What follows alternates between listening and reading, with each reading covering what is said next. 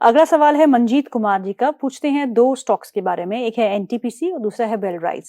और अगर हम बेलराइज की बात करें तो जून और जुलाई के महीने में बेलराइज हैज मूव फ्रॉम सब 100 लेवल्स टू 125 130 लेवल्स, राइट। और एनटीपीसी कहीं नहीं गया, वहीं पे टिका हुआ है, एक कंसोलिडेशन। देखिए एनटीपीसी में अभी तो कंसोलिडेशन चल रहा है, 368 370 के आसपास एक रेजिस्टेंस के तौर पे काम हो रहा है। तो मुझे लगता है कि 375 370 इस लेवल जब तक क्रॉस नहीं हो पाएगा ना तो एनटीपीसी नहीं चलेगा।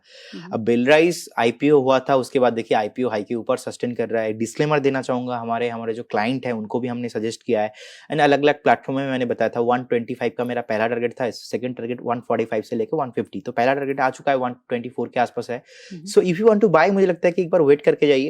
115 118 कमिंग सून। एक बार कभी भी डीप मिलता है उस डीप में एक्यूमुलेशन कीजिए, बाकी जिनके पास है होल्ड रखिए। 145 150 कमिंग सून, बहुत ही शानदार पैटर्न है। इनफैक्ट 92 देखेंगे आप, रिसेंटली जो आईपीओ हुआ था, आईपीओ होने के बाद 91 92 के आसपास एक डीप लगा है, उसके बाद धीरे धीरे डेली एंड वीकली चार्ट में पॉजिटिव ही है। और इनफैक्ट 107 108 के आसपास बहुत अच्छा एक हफ्ता कंसोलिडेशन भी हुआ है। तो इसके बाद अभी ऑलमोस्ट लाइफ टाइम नीला खुला आकाश में है। तो 145 150 कमिंग सून है, तो जिनके पास है बने रहिए अभी जी। अगला सवाल है उदय का। वो पूछते हैं कैम्स के बारे में। उनके पास 25 शेयर है जो उन्होंने 4250 के भाव पे खरीदे हैं। शॉर्ट टर्म टारगेट और स्टॉप लॉस क्या हो सकता है? आज ये स्टॉक करीबन 1% ऊपर कामकाज करते हुए 4250 का लेवल, जहां उन्होंने खरीदा है वहीं खड़ा है। Camps, okay. सो देखिए नो डाउट इनका मोनोपोली है इंडस्ट्री में एंड जिस तरीके से म्यूचुअल फंड इंडिया पे ग्रो कर रहा है तो कैम्स बहुत उनका बेनिफिट मिल रहा है वहाँ से। एंड आप देखेंगे entire the camps, CDSL, BSE या एएमसी रिलेटेड ऐसे एक्सचेंज रिलेटेड जितने भी कंपनी है शॉर्ट टाइम पे बहुत ग्रोथ हुआ है। एंड एक बार मुझे लगता है कि आपका स्टॉप लॉस होना चाहिए 3850 as a investor view point of view से। तो 4250 के आसपास जो ट्रेड हो रहा है मुझे लगता है कि बने रहिए। बहुत जल्दी स्टॉक आपको एक बार 4850 4900 आते हुए दिखेंगे। और एक सपोर्ट लिया था रिसेंटली 3950 से 4850 के आसपास। तो मुझे लगता है कि एक बार ये जो लेवल है ना नहीं ब्रेक होना चाहिए, तो बने रहिए। बहुत ही अच्छा पैटर्न है, होल्ड कीजिए। इंडसइंड बैंक के चार्ट को देखिएगा प्रदीप। आज खुला 830 का लो टच किया, उसके बाद फिर बाउंस बैक किया फॉर टिल 850। क्या करना है इस चार्ट पे? देखिए इंडसइंड बैंक उस दिन जब आप मुझे बोल रहे थे, आपको याद होगा 840 के आसपास था आज से 4 हफ्ता पहले। तो 840 हुआ, मैंने आपको बताया था कि 850 इसके ऊपर ब्रेकआउट आएंगे। 850 से 880 870 तक चला। लेकिन इंडसइंड बैंक के साथ प्रॉब्लम ये हो रहा है कि धोखा बहुत दे रहा है। सो इतना धोखा दे रहा है तो मुझे लगता है कि नहीं लेना चाहिए अभी, क्योंकि इनका जो डेरिवेटिव का मामला हुआ था उसका भी ज्यादा कुछ क्लैरिफिकेशन बाद में नहीं आया। उसका भी इन्वेस्टिगेशन सेबी में अलग अलग अथॉरिटी में अभी भी चल रहा है। इनफैक्ट हमने भी as a SEBI registered research analyst firm IndusInd bank के सीईओ को एंड इंडसइंड बैंक को वो क्लैरिफिकेशन मांगा था। इंडसइंड बैंक से कुछ दिया नहीं क्लैरिफिकेशन बाद में। सो मुझे लगता है कि देखिए 870 एक रेसिस्टेंस के तौर पे काम कर रहा है और बार बार 850 से लेके 870 ऊपर नहीं जा रहा है। इनफैक्ट 750 780 से एक शानदार रैली हुआ है। एंड आज बैंक निफ्टी इतना ऊपर है, इंडसइंड बैंक का कुछ भी कंट्रीब्यूशन नहीं है। तो इतना अच्छा मार्केट है इस बीच अभी भी इंडसइंड बैंक का कुछ भी कंट्रीब्यूशन नहीं है। तो मुझे लगता है थोड़ा अवॉइड करना चाहिए, ऐसे स्टॉक्स में निवेश नहीं होना चाहिए। और मैं तो हमेशा बोलता हूँ कि धोखा दे जाएगा अपना बेटा, लेकिन धोखा नहीं देगा डेटा। तो एटलीस्ट डेटा के साथ जाइए। नहीं चल रहा है मतलब नो मीन्स नो, अब नहीं लेना चाहिए आपको। ओके, चलिए दो स्टॉक और ले लेते हैं। दिलीप यादव जी का सवाल है। वो पूछते हैं न्यूज वायर 18 के बारे में। न्यूज वायर 18 न्यूज वायर नहीं, नेटवर्क 18, सॉरी, उन्होंने न्यूज लिखा है तो नेटवर्क 18 ही होगा स्टॉक। सो नेटवर्क 18 और वीएमएम विशाल मेगामार्ट लॉन्ग टर्म के लिए लेना चाहते हैं, 3 साल के लिए। आपसे राय मांग रहे हैं, लेना चाहिए या नहीं? देखिए आपको पता ही है मीडिया स्टॉक्स लास्ट 3 से 4 साल कितना नीचे आया था।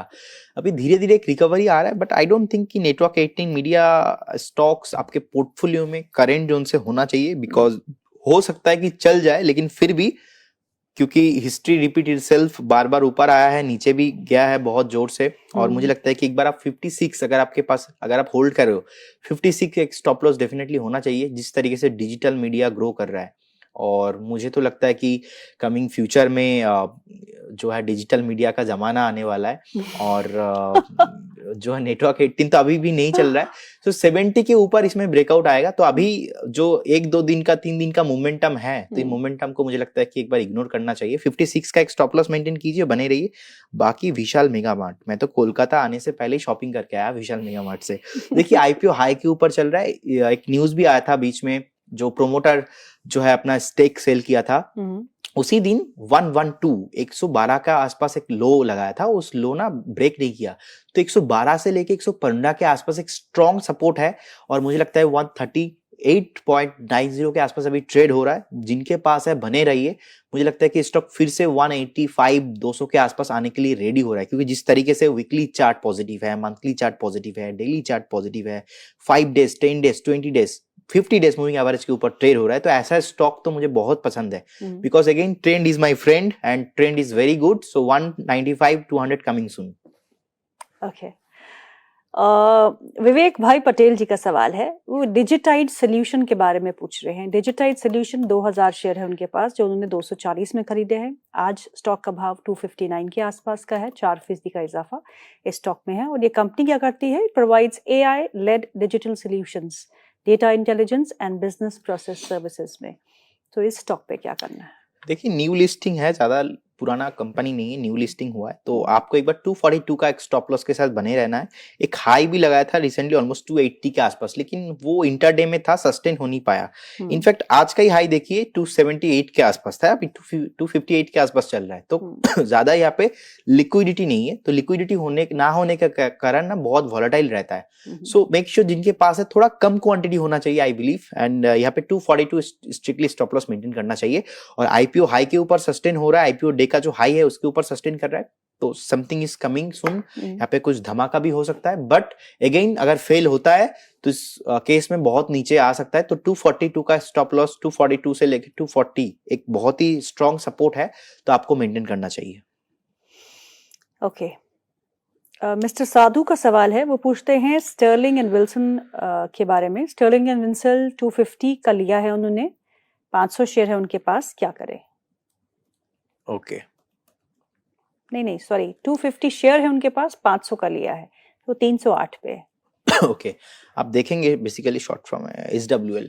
सो अभी 295 292 के आसपास एक सपोर्ट लिया था, उसके बाद हमने देखा, क्योंकि मैं ज्यादा प्राइस एक्शन रीड करता हूं, तो रिसेंटली 345 350 तक गया था। उस केस में 345 जाने के बाद स्टॉक फिर से नीचे आया। नीचे आने के बाद हमने देखा कि 310 से लेके 320 330 बार बार घूम रहा है, अभी 308 के आसपास चल रहा है। But as per the my interpretation आपको 292 293 के आसपास ही स्टॉप लॉस होना चाहिए।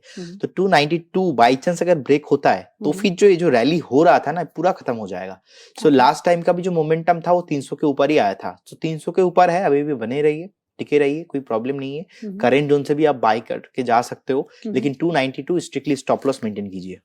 ओके, प्रदीप के लिए सवाल है, प्रदीप का।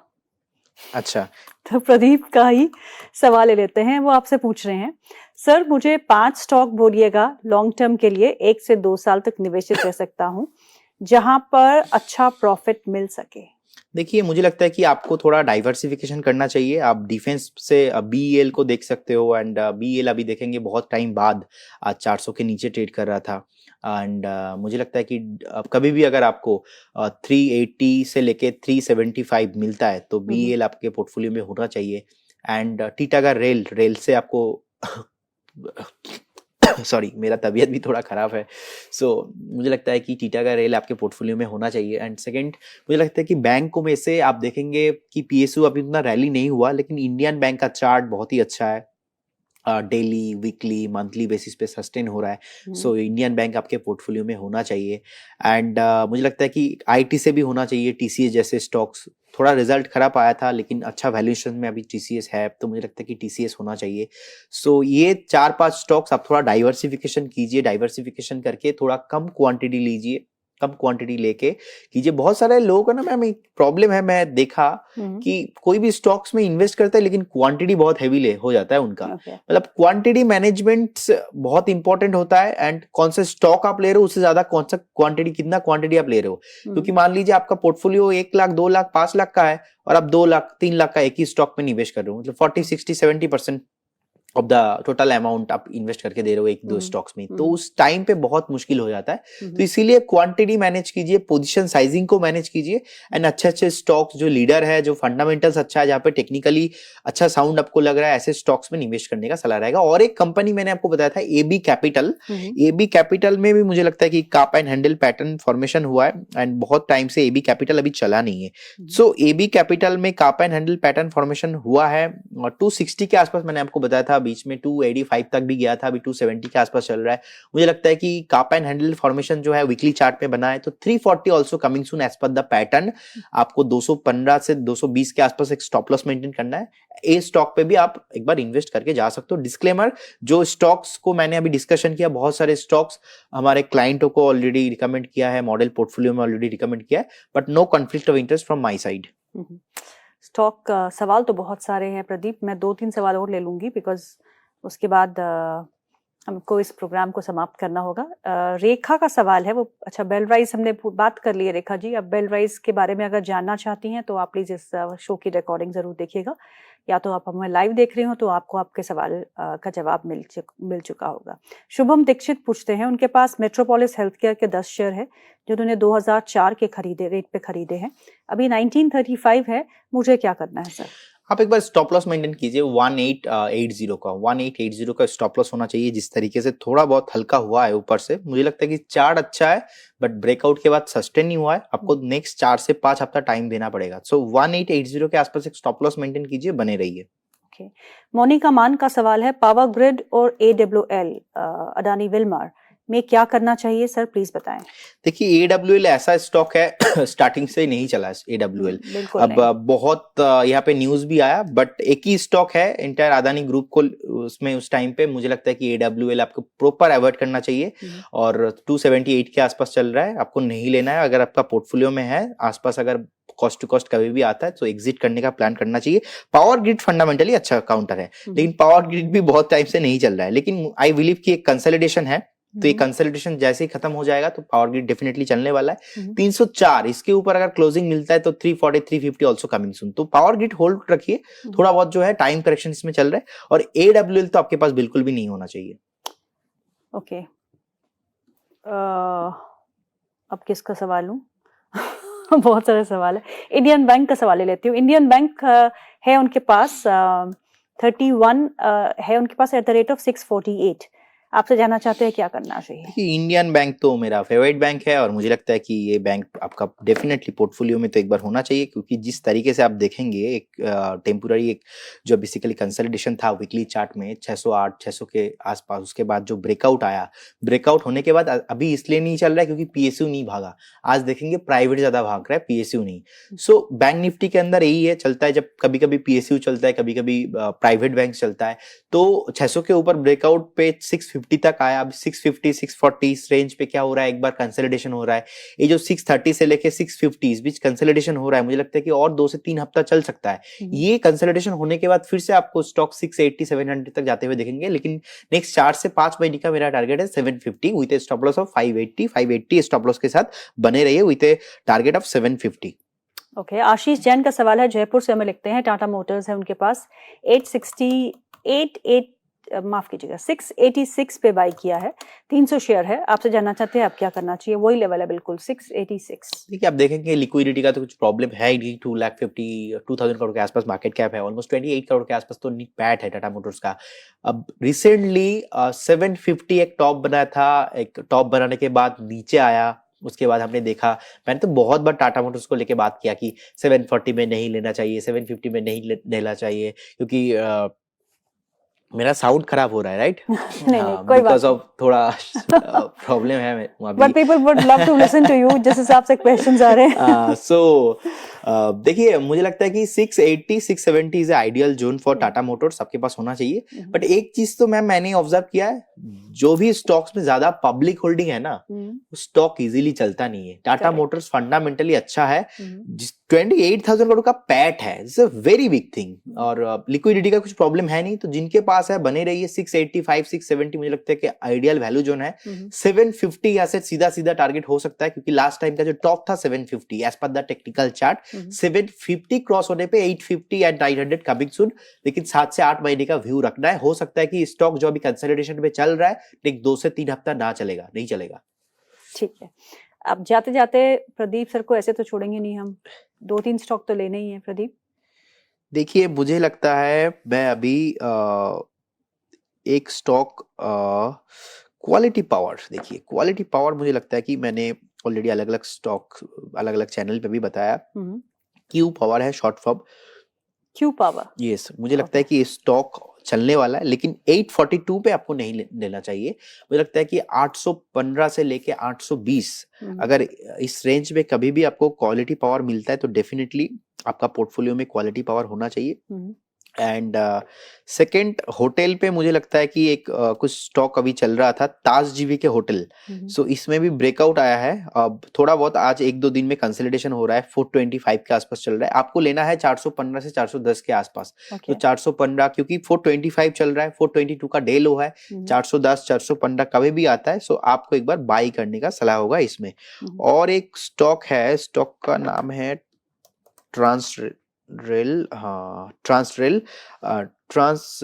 लाइटिंग, अभी 773 के आसपास चल रहा है। ये स्टॉक भी अपना आईपीओ हाई के ऊपर चल रहा है। तो मुझे लगता है कि 750 से लेके 760 इस रेंज पे आप बाय कीजिए और 725 होना चाहिए आपका एक स्टॉप लॉस एंड इसका टारगेट रहेगा 850। मुझे लगता है कि 850 ऑल्सो पॉसिबल।